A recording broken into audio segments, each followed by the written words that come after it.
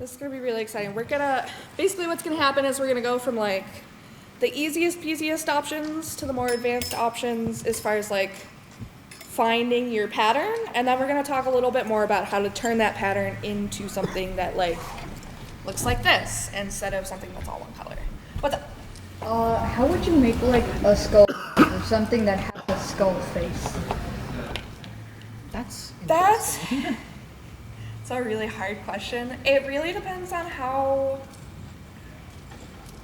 into it you want to get. Because you can do something like this guy, where it's just the color on top with the white, or sometimes the black, whatever color your skull dog is.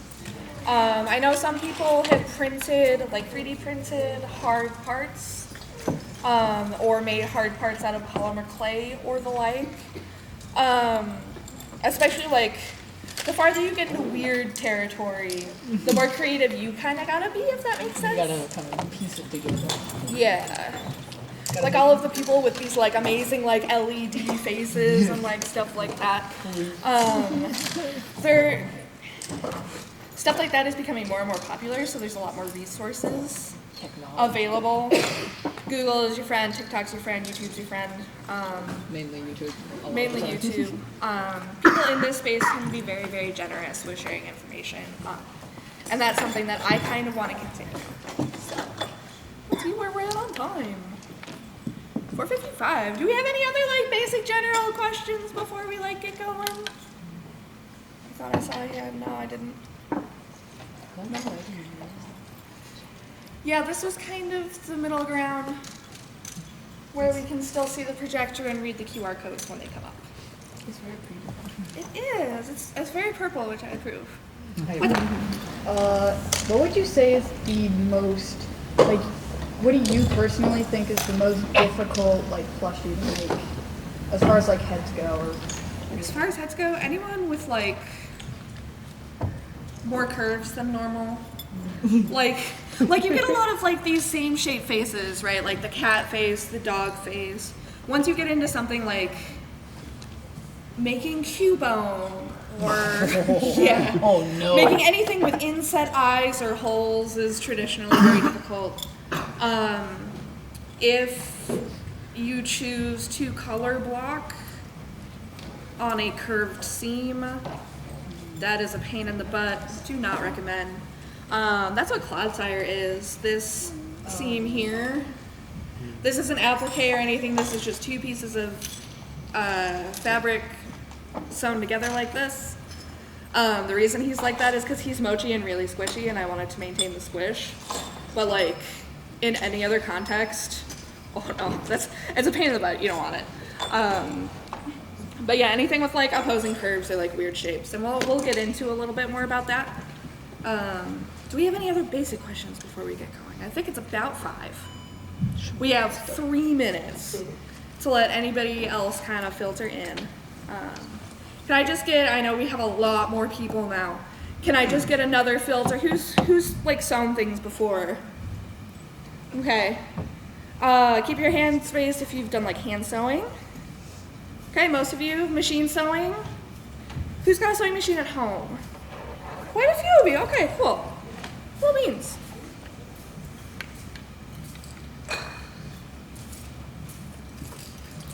I guess second question, can everybody hear me? Yeah. In the back? Are we good or do we want the microphone? Okay, I'm seeing a lot of thumbs up, so. I will also stand up as we get into this and talk maybe a little bit louder over all of you guys.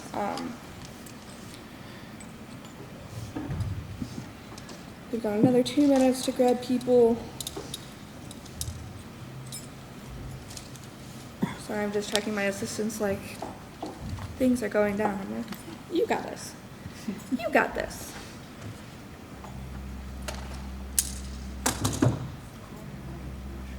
That's me. That's me. That's Sophie. She's my mascot / Sona. Someday she'll have a fursuit. Today is not that day. Yeah. I might be picking up a bass this week. We'll see. Because that's a skill that I'd like to learn. Yes, there's a lot of crossover, but they're entirely different. It's really, really cool. My Mine's expensive, but I don't want to learn how to code either. Coding's a whole nother. I have a problem with fruits. It's not just a syrup. Coding is what boyfriends are for. I wish I figured out that could code. I make him do all my spreadsheets and stuff for me. Yep, there we go. I just figure it out, you know? If something fascinates me, I'm like, oh, let's see if I can do this. It either turns out okay, really good, or absolutely terrible. Yeah, that sounds about, you know, that's most things, I think. All right, I don't see anybody kind of coming in. If anybody's coming in late, that's on them, man. It is 5 o'clock. Hi, guys. Yeah, hello, early people. Hello, people in the back. There's so many people here. First of all, I want to say thank you so much. It is truly a joy to put on this panel every year at Anthro Northwest and other shows, but especially here. This is my home con, and y'all rock. So a little bit about me, if you guys aren't familiar, if you guys haven't seen me around, my name is Corey. I run Corey Plush. I used to do a whole bunch of commissions and then ran out of time. And I don't know, I feel bad leaving people hanging. So now we have this panel to help you guys start to make your own plush. I've been sewing for 5-6 years now. Doing it professionally for 4. And yeah, that's about me. What do we say we get going? Let's go. All right. Sorry, I don't know how to operate PowerPoint, so we're gonna like go through Photoshop art teacher style. So, first off, if you have never sewn a plush before, or never sewn anything before, I'm gonna actually direct you towards a better resource. Choli Knight is amazing. She has these free ebooks that's gonna have plush sewing basics. She's gonna walk you through what a pattern is, how to cut out your pattern, how to sew it together, all of that stuff. So, go home and read all of that. We're gonna I'm not gonna skip over a lot of it, but we're gonna assume that you can go and find this resource instead. So that I don't have to take you through like everything from start to finish. So, Choli Knight is great. Choli Knight is also a great resource. She has lots of amazing free patterns, lots of amazing paid patterns. Basically how I learned to pattern was by sewing a whole bunch of hers. So yeah, she's great. Go follow her stuff. So first of all, we're gonna talk about how to find a pattern, kind of based on your skill level, and how comfortable you are with like really getting elbows deep and taking on a challenge. So our very first option is gonna be like a bean or a squishmallow or a pillow type pattern. They make like 1,000 squishmallows, right? Why do you guys think that is? Because they're easy. They're like one shape and you tack on all the details and you either print them or you applique them or you use an embroidery machine on them and then you sew around the circle and you're well on your way. I do have a couple of examples of these. This is the kitty bean pattern from Choli Knight. This is the pattern as it is. And then this pattern with 2 or 3 extra little bits on top. We have a platypus. He is incognito right now. Usually he has a hat, but his hat is missing, so he's undercover. So really the meat and potatoes of the bean plush is you get your face, and you get your face looking really, really great, and you kind of just hand wave all the extras. Most of your details, like our bill and our big tail and our little feet, are gonna be hand sewn on instead of machine sewn in. It makes it super duper easy. Then we have a level kind of above that. Oh, here's some examples. If you guys have seen my little fidget friends, same thing. The long fidget friends, again, same thing. Just a shape with some details sewn on. I promise you, you all can do this. It's super easy. super easy. And we'll talk a little bit about how you accomplish getting those details on in a second. Then we have something a little more advanced like a beanie. Again, tie beanie babies, there's a million of them, right? That's because they're pretty easy. They're a basic body shape, which will translate to most body plans. You know, you have 4 feet. You've got your dogs, you've got your cats, you've got your ponies, you've got your stuff like that. You can tack on wings if you want. But it's gonna have a more complex head. This is really great for characters. Actually like Sophie, where she's got a whole bunch of details in her face and not much else at all. So if you have a character like that, you can honestly stop here and you'll be off to the races. Here's a couple of really great free options. Magnastorm has one on DeviantArt. He sews up like this in flannel. My Little Waifu on Etsy has a great free pony pattern, if you guys are ponies. But honestly, I just really like that body shape in general. So if you take that body shape, pop a different head on it, you're golden. And again, this is just an example. This is Sophie on a tie beanie baby pattern. Again, easy peasy. I changed like 2 things. And again, that'll change a little bit depending on how complex your guy is. Can I get a quick gauge really quick? On like a level of, if your Fursona is like really easy, raise your hand. Got a couple, like this is what easy looks like. Like just a couple colors, couple color changes. Okay, who's kind of in the middle? Okay, most people, that makes sense. Whose Fursona is insane? Probably mine. I'm keeping my hand raised because I definitely have a couple. Probably mine. Okay, perfect. Our other option for kind of an advanced beginner pattern, if you have a lot of face details and not as many body details. Oh, we'll come back to that one. Where'd my... It's a chibi!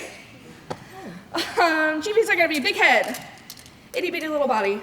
Most of your details are gonna be up here. If you have a ton of body markings, this is not gonna be the pattern for you. But this pattern base is also really, really easy to kind of manipulate, if that makes sense. So that's kind of gonna be our other option. Let's go take that side quest real quick. What do you guys think? Advanced pattern. So our side quest on the beanie is the In the Hoop plush. You guys have probably seen it if you've wandered through the dealer's den. They're really, really popular with anyone who has like an embroidery machine. But you don't need an embroidery machine to make this stuff work. Basically what they are is they're like 2 or 3 pieces, sewn flat, sewn like just around your shape, and then they're hand stitched together to make a 3D object, if that makes sense. So you sew your little body, and then you sew your little head, and you tack them on. Super duper easy. So this is something that we can take advantage of, even if we don't have an embroidery machine, to just sew flat. So if sewing 3D kind of makes you nervous, if sewing lots of curves kind of makes you nervous, and you'd rather sew a whole bunch of pillows together, it's totally an option. It makes some great little guys. I think I have an example. I do not. That's okay. All right. For our very, very brave people who would like to attempt something really big for the first time, we're gonna enter paid pattern territory.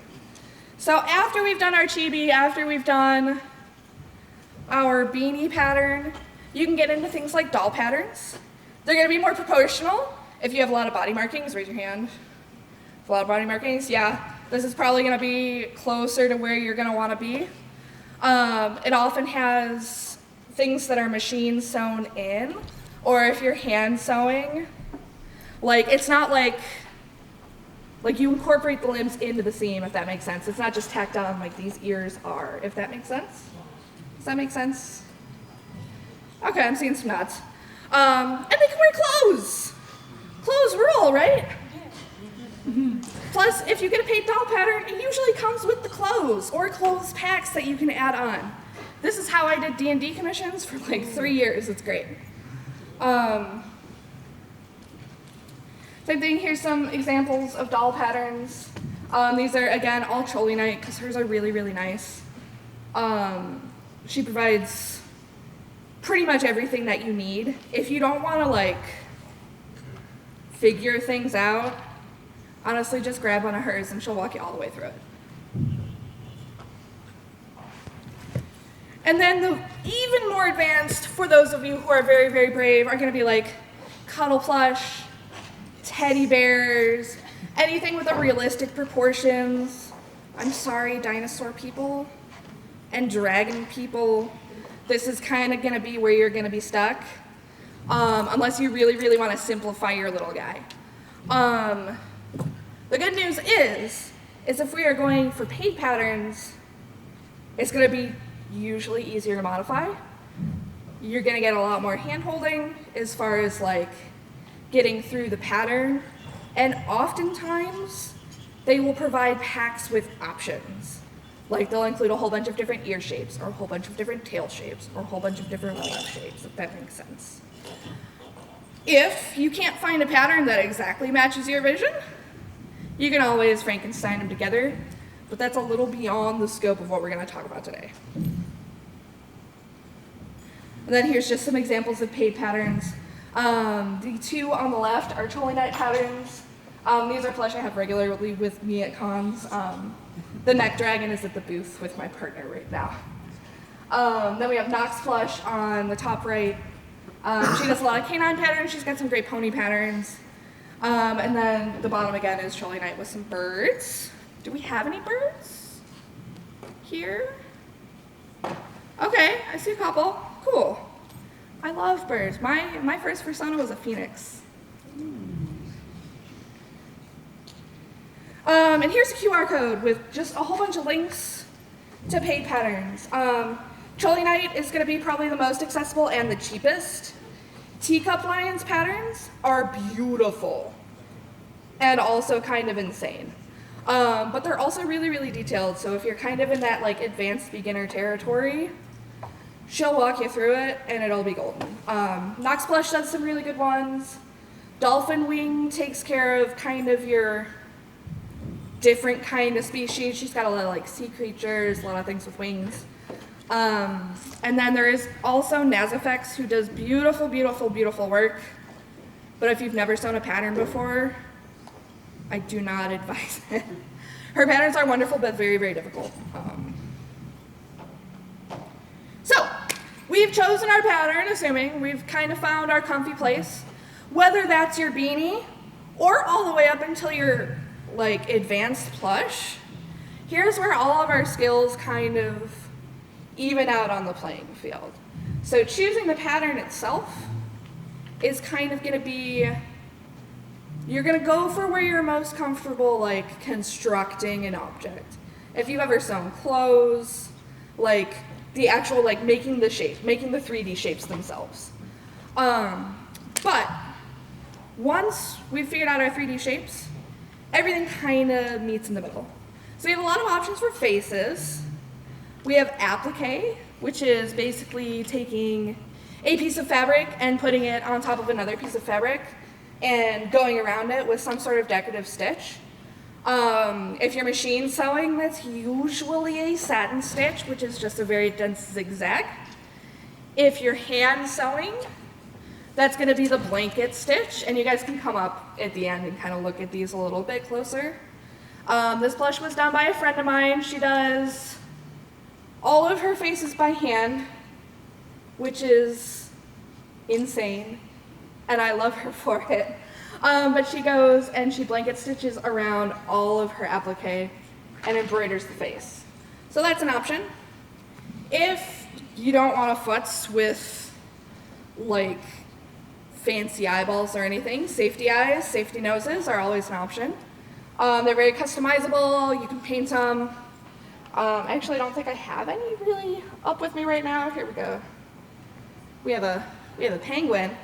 But like you guys have seen safety eyes before, right? Like regular teddy bear eyes.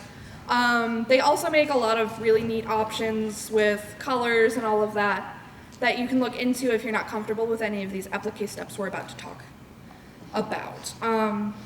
Do we have anybody in like the knitting crochet space? Okay, lots of you. Are you guys familiar with needle felting? A little bit? Yeah. Nothing's stopping you from needle felting onto a plush. If that's a technique that you're comfortable with, you can use it in the exact same way as applique, and we're going to talk about that in a second. Or you can also buy pre-made felt eyes. These are going to be eyes that somebody has assembled together with all the shapes on top of each other, and then you just kind of put it on the face of your plush, and you stitch around it. Super duper easy. Some of them also have posts like safety as well. Now we're going to take a hard turn left. We're going to talk about face applique. Every time I do this panel, the most questions we have are about how to make a face work, which makes sense, right? The face is like the thing we notice most about characters typically. It's the scariest part. It's the part that's not hardest to get right, but the part where it's going to be more noticeable if it's off, right? Like if I make a mistake like down here on Growlithe, nobody's going to care. Nobody's going to notice. Like this is what everybody's looking at, right?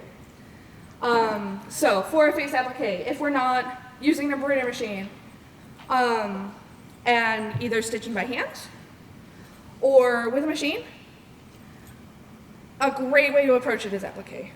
This is how I did all of my plush up until about 2 years ago, before I got an embroidery machine. When we're done, if you want to see some examples, you can feel free to come up. Most of these actually are applique. Growlithe is applique. The D&D dolls are applique. Everybody over here is applique. It is a wonderful technique. It's super accessible. It just takes a lot of practice. Or a lot of practice blanket stitching if you're a hand sewer. So what we're going to need is you're going to need felt. Felt is great because felt does not stretch. You're going to need heat and bond light if you're machine sewing, because that won't gunk up your machine. And you're going to need a machine with a zigzag stitch. Or, for all of my hand sewers out there, you need felt. Again, it's still great. Felt is awesome. Embroidery thread. And you're going to do it with a blanket stitch instead. Here's an example of an applique face. This is Faria. All of these details are applique except for her freckles, which are fabric paints, which is another great option if you have itty bitty little guys, right? Eye shines are a great place for it, freckles, you know, any itty bitty markings. If you have like, some people do like the fawn markings on their deer characters, healers and Australian shepherds, stuff like that. Fabric paint's a great option. But the entirety of this character is face applique. And here I'm gonna sit because I need to access my layers. But I'm gonna walk you through all of the kind of parts that we need. This is a standard eyeball, right? I worked for My Little Pony. It has just a few parts. We have the white of our eyes, the color of our eyes or the iris, and then the big dark parts, which are easier if you put them together, but if you want to do your pupil and your sort of eye outer shape separately, you can. And an eye shine. So let's walk through really quick how to make this. We're going to turn everything back off. So this is what we're aiming for, right? And what you're going to do is you're going to put down your pieces kind of in this order with your heat and bond. So you're going to cut out your big iris shape. You're going to fuse it with your heat and bond. There will be instructions for heat and bond in those Trolley Night articles, I promise. You take your iris, put it on top, iron it. Again with your pupil and your eye shine, and then the outside of your eye. Again, you can kind of combine the outside and the eye shine. That's what I did for most of mine, just because saving a step is good, right? You get done a little bit faster. And so once you have all of your pieces done, you just need a decorative stitch to help hold it down. It helps to keep your fabric from fraying. It helps keep any like straggly bits. Sometimes felt, if you cut it, can be kind of scraggly at the edges, right? If anybody's ever cut like felt before, you'll know. or even minky if you wanted to use your stretch material. And so you're just gonna go and you're gonna layer your stitches in exactly the same order as you tacked them down. And then you're done. It's super easy, it just takes a lot of practice. And what I would recommend is to practice with cotton shapes on cotton first, or other kind of like woven material. Anything that's not gonna stretch, because the stretch definitely adds like another layer of difficulty. I don't care if you're machine sewing or if you're hand sewing. It's a little less difficult if you're hand sewing, to be honest. But like practice on cotton shapes first. Go really, really slow, like a stitch at a time if you have to. And then you're gonna pivot when the needle, we're gonna go back to our eyeball real quick. You're gonna pivot your shape.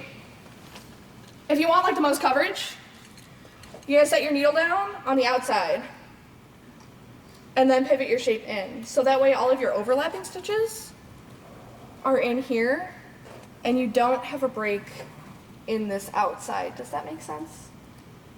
I'm seeing some nods. Okay, cool. Oh, bright light.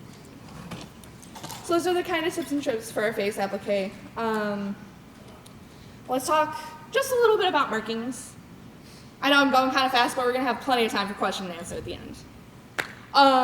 We have a couple options. We just talked about applique. Applique is a fantastic option for markings.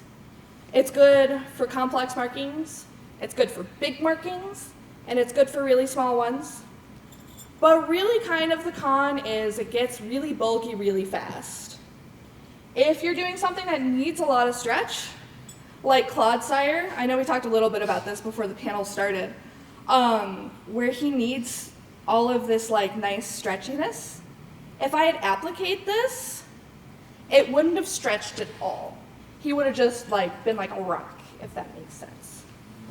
So that's kind of the cons to the applique and something that you kind of want to think about when you're cutting up your pattern. The other option is going to be color blocking. This is really great for straight lines and gentle curves. I don't recommend it if it's tight curves because that makes it really, really hard. The color blocking is often easier to keep clean, especially if you're doing something like your character has white socks or white mittens and stuff like that. Color blocking is going to be a really great option. Like we talked about, it's going to be softer. Your fabric is going to stretch with itself together a little bit, if that makes sense. It's not going to be hard like this. Sophie's a really great example because she has both.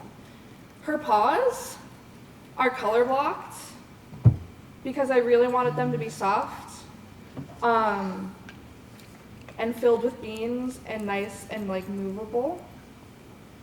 And her tail at the end, I didn't need as much stretch, and these zigzags would have been hell on earth. So this is all applique, and what this is it's the purple, and then the white is what's appliqued, and then the teal is the decorative stitch, if that makes sense. The only thing color blocking is horrible at is places if you have a spot that's going to end up in the middle of your pattern piece. So like if she had a big spot right here, I would not have color blocked that. Some fursuit makers do, and I applaud you for it. It is incredible how they will like sew around by hand these tiny itty bitty little markings that are in the middle. But especially for plush making, we rely a lot on like the stretch and like the weave of our fabric more so than fur. Fur is really dense. Fur doesn't stretch very much. If you were to try to color block something in the middle like that, it could also distort your pattern piece, if that makes sense. Next page. Oh no. Oh no. So here's a little bit more about color blocking. Color blocking is going to be done entirely on your pattern. All you need to do for color blocking is print out your pattern and grab a pair of scissors. So you just mark your desired markings, you cut along the marks, and you add in your seam allowance. It's super easy. I'm going to show you right here with this bee pattern. So this is our kitty bean. Want to turn our kitty bean into a bean? You're gonna go, figure out where your colors are gonna go, and then you're gonna cut your pattern piece apart. If you want to add your seam allowance into your pattern piece, you can. I personally don't. I just mark the actual like seam line and then cut around it. But that's up to you. And it makes it super easy. Now, we've kind of gone over our like basic techniques. How to change color, how to applique, stuff like that. Really kind of the heart of making a successful custom plush is gonna be, it's hard because you really wanna like show up and have your pattern and just sew and it'll work. But if you're gonna do any editing to a pattern, the first thing I recommend is buying twice your amount of material, the same material, even if it's expensive, and making a prototype first. What this allows you to do here, we'll grab the one that we're talking about right here. So to make this guy, this is from an established pattern. It's my pattern.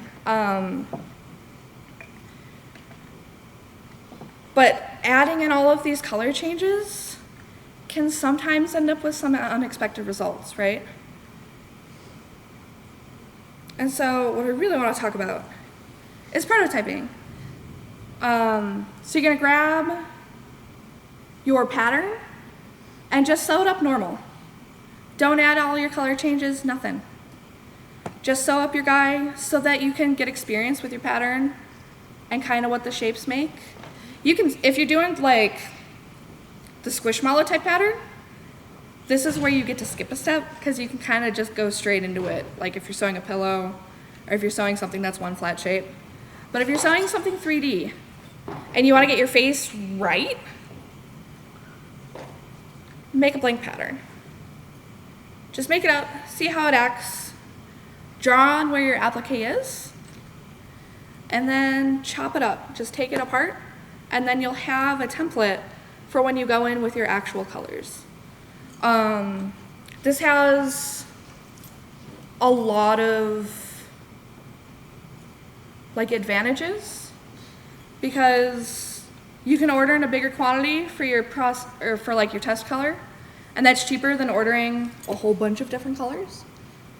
And you'll get experience with the pattern. You'll get to know exactly where you want to put your face on. This is just drawn on with Sharpie. And then you'll have a blueprint later. And then she turns into Sophie. Ta-da! Another option, if you're not doing something that's like all on the pattern, like the kitty bean. So like if you're not turning your kitty bean into another kitty, you're gonna tack on pieces. Is you're gonna, where's my white guy? Here he is. Here's a prototype. What you can do is you can tack on these paper pieces, like if he wants ear fluffs, and just kind of tack them on with paper and play with your pattern that way, if that makes sense. And those are kind of our basics. Now, do we have questions? No? We all got this? We're all just gonna run and make our new plushies tomorrow? I mean, cool. Yeah, there we go. I see some hands. So, one question I had, because you mentioned printing out the pattern. What Yeah. paper would you recommend for that? Honestly, I just do it on regular printer paper. If you really want to be able to like see through it, you can print it out onto like transparency paper. But really, if you're making just a one-off, just printer paper's fine. It's cheap, it's super easy. You can cut it up with regular scissors. You don't need any fancy tools, nothing. Just print out your regular paper and go, hack and slash. Easy peasy. I think any other questions? And the wonderful first aid. What would you recommend for like fabrics when making them? Fabric. Okay, so I do most of my plush in minky.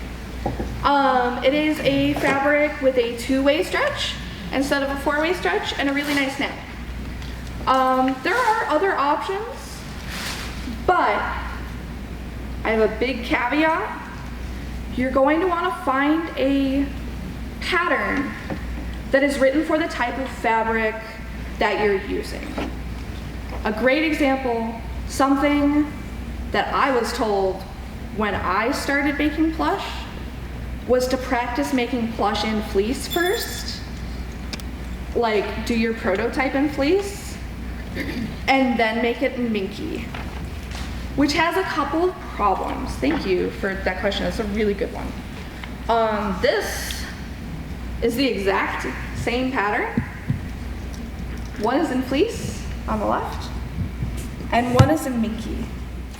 Look at this huge difference between the shapes that are kind of happening. And this would be, again, entirely different if it was in a woven fabric with no stretch, or if it was done in something like a mochi minky, which has 4-way stretch.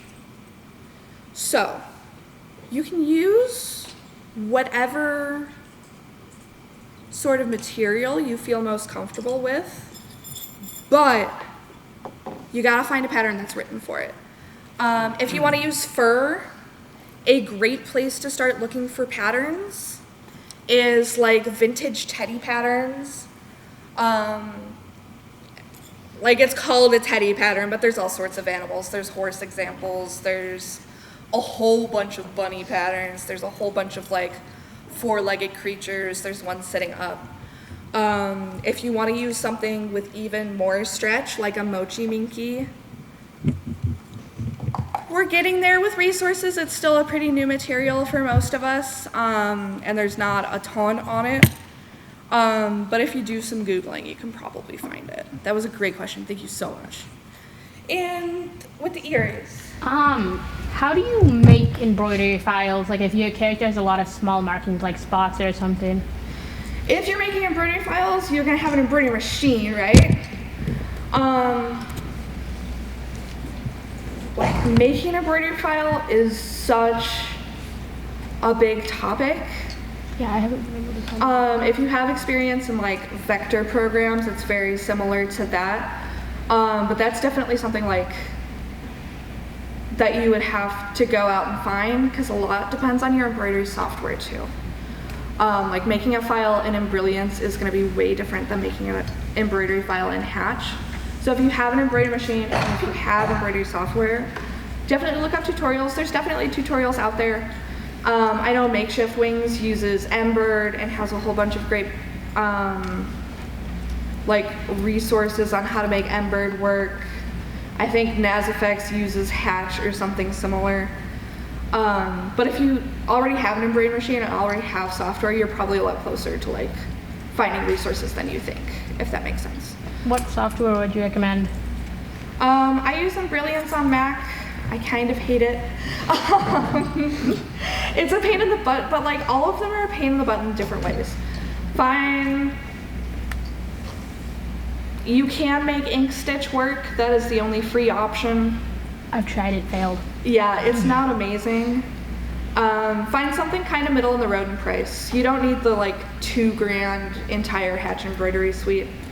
The nice thing about Embrilliance is it has like tiered options. Like, you can get a package with just some features and then I'll add features on later. But like, I don't know. I digitize in Illustrator and then I import it into a program. Is what I personally do. Any other questions? In the black. Kind of on that same kind of thread about software, do you see any benefits, or have you ever experimented with something like Marvelous Designer or Clone to do like basically sewing it up digitally in 3D before you ever build the actual physical? That is a good, so what he's talking about is like if you're in Blender and you like take your mesh off of your guy and like try and find your seams and like build it that way. It can be a really good place to start if you want to make something completely custom and can't find something that like matches the shapes that you're looking for.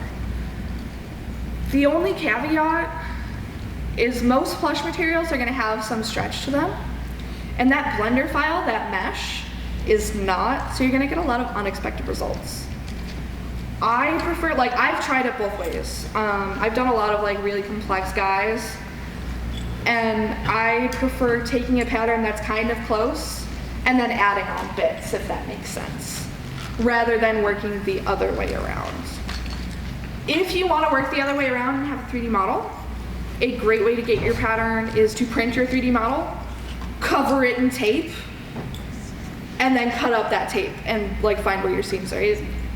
For suit makers, like a duct tape dummy, are you guys kind of, yeah, if you've even like looked into getting a fursuit done, you've probably come across what a duct tape dummy is. You can do the same thing for a 3D model to get a start on your pattern. If you do it this way, it's still probably going to take 2 or 3 tries to get your shapes correct. Which is why I usually start with patterns that already have a shape that I like. Anybody over here? Can you use an airbrush? Yeah, you can use an airbrush. An airbrush is a really nice way to make nice soft gradients. My only caution with an airbrush is you want to be really, really careful about your inks. Some of them fade with the sun. I ran into this issue not with Varia, but I did a very, very similar plush with a different type of fabric, like pen. And it faded in like 2 years. And wow, that really sucks. So if you're going to use an airbrush, if you're going to use a fabric pen, research into your pen a little bit and make sure that they're actually permanent. Something like, if you guys have ever done like Copic marker and found that it faded in 2 years, the same thing can happen with fabric markers, if that makes sense. Do you have any other basic questions? Over there. Just a terminology question. You said 2-way stretch and 4-way stretch. What does that mean specifically? Yeah, so with our fabric, do I have a nice like flat piece of fabric on me? Here we go. So we have our flat piece of fabric. A woven fabric, if you pull it, it's not gonna move at all. A great example of this is like denim, real denim, not the like stretch denim that they sell in stores nowadays. Leather doesn't have a stretch to it. Most furs don't have a stretch to it. Quilt cotton doesn't have a stretch to it. A 2-way stretch means it's gonna stretch one way, like this, but it won't stretch vertically at all. That's gonna be most knits, jersey knits, Shannon Minky, most like, it's branded as Luxe Cuddle Minky, it's just this but with a longer pile, is gonna be a 2-way stretch. And then 4-way stretch means it's gonna stretch in all 4 directions. It's gonna stretch when you pull it this way, and it's gonna stretch when you pull it this way. The most common example you'll see in plush making is mochi. That's what Clodsire is made out of. That's what my little guys are made out of, any of my like fidget friends. That's what this wonderful shark is made out of from the dealer's den that I've seen like floating around, and now I have one too, because they're great. 4-way stretch is really, really great, but I don't recommend it for beginners because that stretch kind of can cause some problems. And there's not a lot of patterns out of the box that are gonna work for that kind of fabric yet. Do you have any other questions? All the way in the back. So with if the I lovely wanted to hat. just hop into doing something silly, what is like the shopping list of things I need? A sewing machine, the material, I need to do the plushie, and what else should I make sure to have? Okay, so basic thing, if you want a sewing machine, if you're hand sewing, this list applies, but just without the machine. You're gonna want your pattern, either paid or free, in whatever comfort level with making a 3D object fits your style, from pillow plush to like really complex paid pattern. So you're gonna need your pattern, you're gonna need your fabric. Again, I really recommend buying twice as much as what you need because you're gonna make mistakes. I still make mistakes. I I do a new Sophie every year for Anthro Northwest, and you'll notice I don't have another one here because, whoops, I made the head the wrong size. Taking 2 patterns that I wrote and that I knew front to back and trying to put them together. So buy twice the amount of fabric that you need. If you want to save money, buy twice the amount of fabric in your base colors, like 1 color, if that makes sense. So like if I was gonna do Josie again, I'd buy twice the amount of fabric that I would need for the white and make the prototype entirely out of white and then add the colors. That's gonna be a little cheaper because usually you're buying like half-yard quantities, and getting more colors in more quantity is gonna be more expensive than like getting like 3 yards of white and then a half yard of this pink and a half yard of this pink, if that makes sense. You'll need thread. You'll need some felt if you're gonna go the applique route, and you'll need thread that matches your felt. And aside from that, and stuffing. Stuffing's important. But once you have all that, you're pretty much off to the races. The one nice part about Plush is, especially if you start small and make guys that are like this size and this size, as you buy fabric, you'll just end up accumulating a whole bunch of it, which makes it much easier to practice, I promise.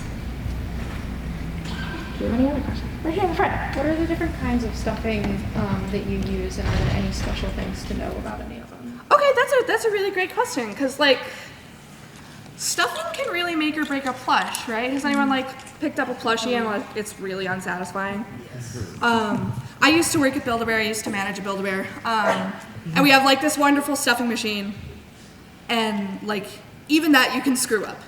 So the stuffing question is a great question. I skip over regular polyfill. You guys are all probably familiar with regular polyfill. It's really stiff. It likes to clump together, right? I use what's called a cluster stuffing for most of my plush now. It's basically that regular polyfill, but it's arranged in little like, it looks like popcorn almost. It's what Build-A-Bear puts in their plushes. It's a really good like middle ground. It has a lot of fill power, but you can also get it into those tiny details. And for the tiny details, I use a mochi, what's called mochi stuffing. You can get it online, but if you want to get it in person, Joanne has a product. I think it's called like silky something, and it's just these longer fibers that slide past each other. Just if you want to make your life easy, skip regular polyfill. Any of the other options are going to be like 12 times better, I promise. Or you can just fill them with beans, and then you'll have something that's really, really floppy, and you don't have to worry about your stuffing as much at all. Make sense? We've got a question all the way in the back. The subject of like stuffing, what's called, would you recommend that like squishable stuffing, where it's just like, I don't know, that's like, I really like squishables, so they're like, oh. Yeah, so that's called mochi stuffing. Oh, okay. I'm remembering now, it's called, a company called Fairfield makes one domestically. And it's like Fairfield Soft and Silky or Fairfield Silky, something along those lines. I get mine online from Hopin, just because it's cheaper. The one drawback with the mochi stuffing is it's like if you use it to fill a big void, it can clump in ways that can get kind of uncomfortable and weird. So I really use it for the smaller details. If you really, really want the feel of like a squishable or a squishmallow, you really need to look into using like the actual mochi fabric as well, to make that mochi stuffing work. I know a couple of people who use like the soft and silky to fill like their regular like Minky plush like this, and like yeah, it works, but I feel like it doesn't it doesn't have enough power to like stay as 3D, if that makes sense. The cluster stuffing like pushes against itself like this and kind of bounces off of itself. The silky is more like a liquid than a solid, if that makes sense. Cool. Do we have any other questions over here? So, it was mentioned that for the machine sewing, to get a sewing machine, if you're doing hand stitching, what type of needles?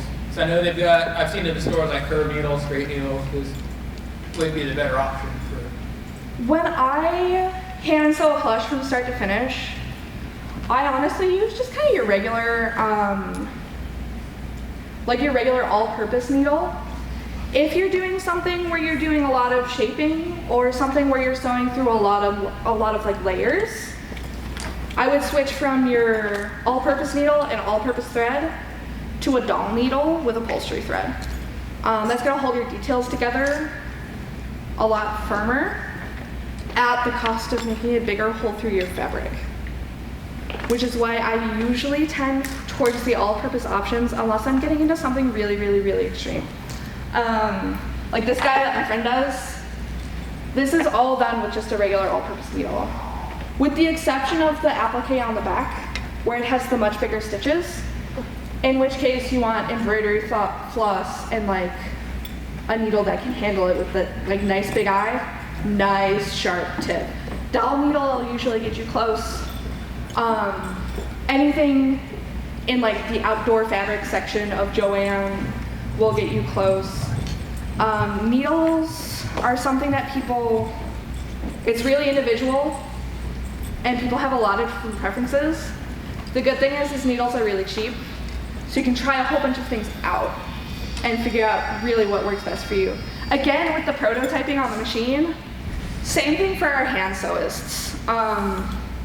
It's just gonna take a lot of trial and error to get there, no matter kind of what you're doing, if that makes sense. Cool. Do we have any other questions? If we don't have any other questions, and people want to get a really nice up-close look at what these different techniques look like, I have a whole smorgasbord of guys that you can come see, and I would be happy to talk about them with you. As well as more advanced options, if there's anything that you can't find, if you have shapes that you can't find. I know last year that question was bluey and bluey shapes. There's a great free pattern for that now, which is great. But if there's like any weird shapes that you can't find or if you need help, please feel free to give me an email.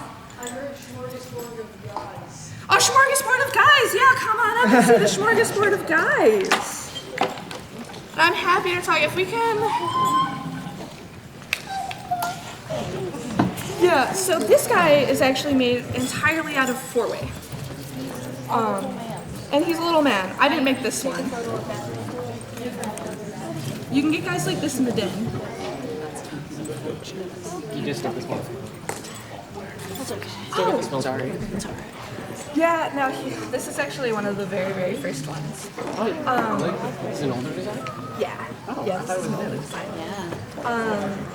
This is another great option that I didn't cover, is if you're doing kind of an applique over the seam, you can use the heat on strong and skip the stitching altogether.